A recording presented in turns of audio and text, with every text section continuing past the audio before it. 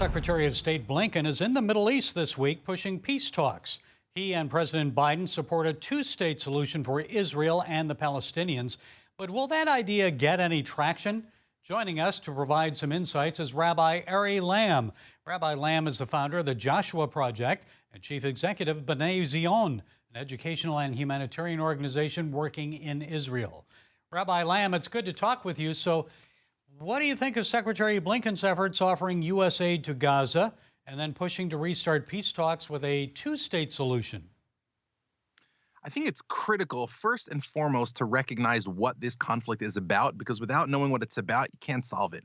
What we're seeing here in this recent conflict between Israel and Hamas is a conflict between the forces of normalization and fellowship and friendship on one side, between Jews, Muslims, and Christians in the Middle East, and the forces that are opposing those things, the dark forces that are opposing those things on the other. So Hamas is not fighting, as it so often positions itself, for Palestinian freedom or for Palestinian rights. What it's doing is trying to dismantle any potential infrastructure, social and emotional or otherwise, for coexistence. So all of the positive developments that you were seeing in the Middle East, whether they were very high profile, like the Abraham Accords, or things that were sort of just below the surface, like, for example, the first time in Israeli history that an Islamist party was going to sit in the coalition with either Likud or Naftali Bennett's party.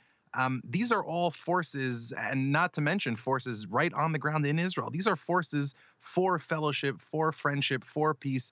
And Hamas saw this as an opportunity to stoke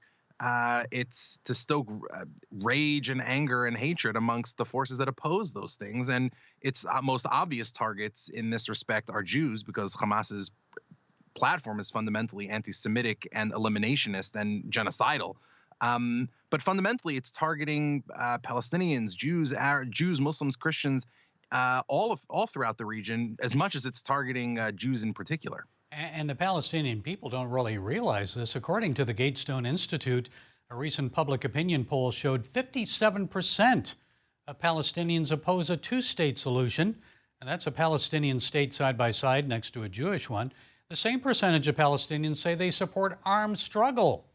So in other words, they want one state without Jews, Israel destroyed.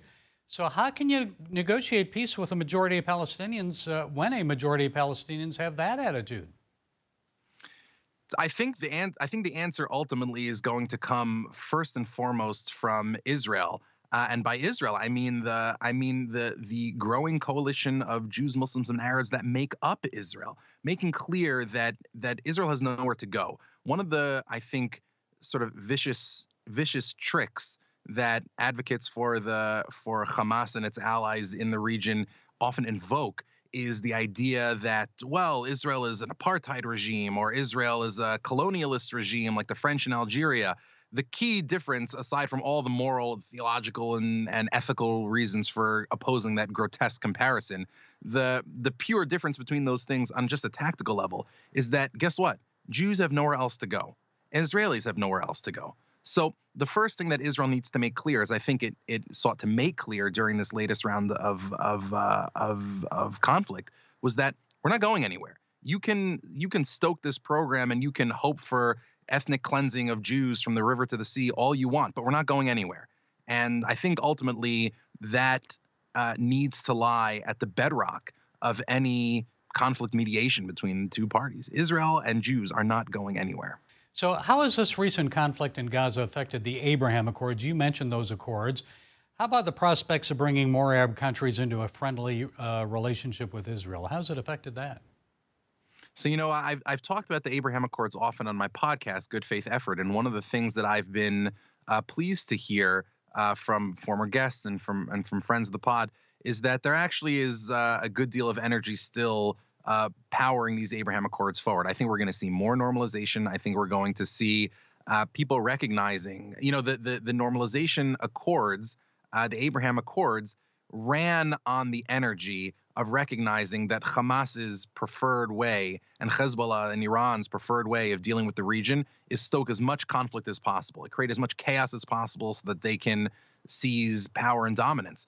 And the Abraham Accords are built on the opposite premise, that the way to find mutual flourishing for all peoples in the region is to invest with each other, to create together, to build cultures that are mutually reinforcing, much like you find, for example, in the heyday of King Solomon. You find King Solomon building the first temple in partnership with the other great monarchies of the region, because ultimately we flourish best when we flourish together. During the Gaza conflict, we saw a rise of anti-Semitism here in the U.S., mostly in L.A. and New York.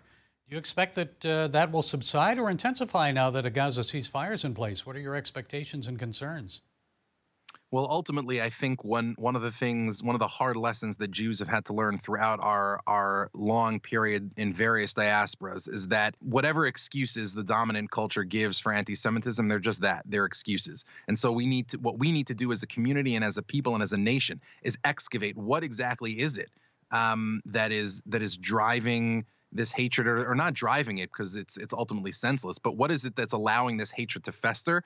And let's cut those things out, because at the end of the day, one of the things that has become clear to I think all people who care deeply about the American Republic is that the Jewish people don't need America. God has made His promises to us, and we keep them as best we can.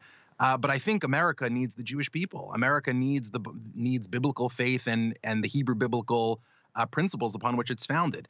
Okay, we'll keep pushing forward. Rabbi Ari Lamm, founder of the Joshua Project, Chief Executive, B'nai Zion, thank you for sharing your time and insights with us. My pleasure.